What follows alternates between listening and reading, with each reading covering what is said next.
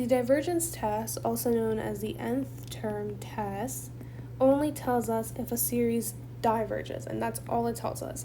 So the test says that if the limit as n approaches infinity of the sequence is not 0, then the series diverges. So let's go ahead and put that into practice.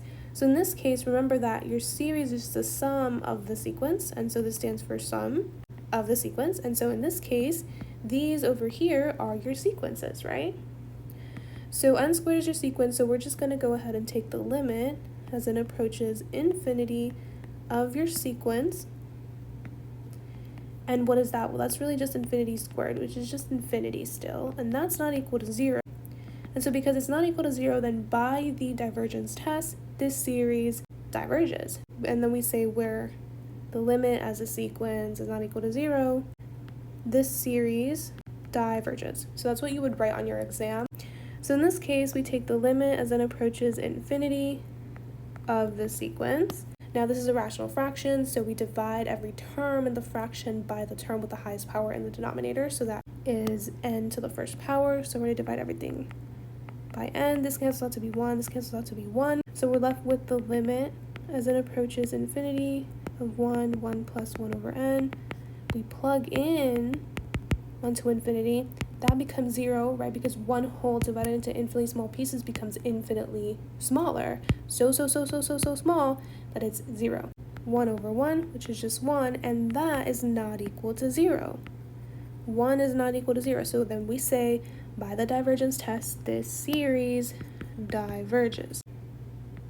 For this one, the limit as n approaches infinity of our sequence, I can distribute the 4n squared plus 4n, rational fraction, divide by highest power. In the denominator, that's n squared. This becomes 1, this becomes 4.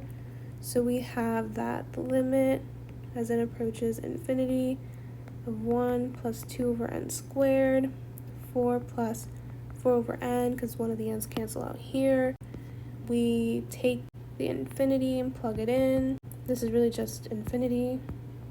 Those go to 0. So we're left with 1 over 4, and 1 over 4 is not 0, and so by the divergence test, this series diverges. But remember, on exams, especially if you have molar, you have to write a sentence. And then finally we have this one. The limit as n approaches infinity of 1 over n, that's just 1 over infinity, which we know is 0. So you might be like, well, if the divergence test tells us that if the limit is not equal to 0, then it diverges, then shouldn't it tell me that if it's equal to 0, then the series converges? Like, is the opposite true? No, that's wrong. It does not tell us the opposite. So that's one lesson that you need to learn. Just because it's equal to 0 does not mean that it converges, okay? The opposite of the divergence test is not true. And I'll prove it to you. If we use the p-test, where we have series of this form, 1 over n to the p, and p is the exponent. Remember PG13, and then forget the 13, so p stands for p-test, or just the p. G stands for greater than 1, converges, and then p less than or equal to 1 diverges, right? So if you remember this, then the opposite is easy to remember. In this case, our p is equal to 1. This means that our series diverges, which is really interesting because I just proved to you that just because the limit of the sequence as n approaches infinity goes to 0 does not mean that it converges. It's 0, it is 0, but it doesn't converge. In fact, it diverges by using the p-test. So that's number one lesson. The opposite of the divergence test is not true. Just because it's 0 does not mean that it converges.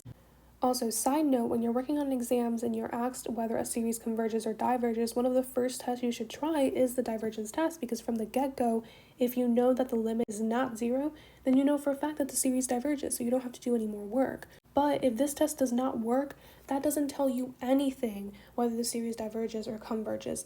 Like, matter of fact, it could diverge, right? Like we just saw right here, the divergence test did not work, but it still diverged. We don't know anything if this series doesn't work. You have to try other tests.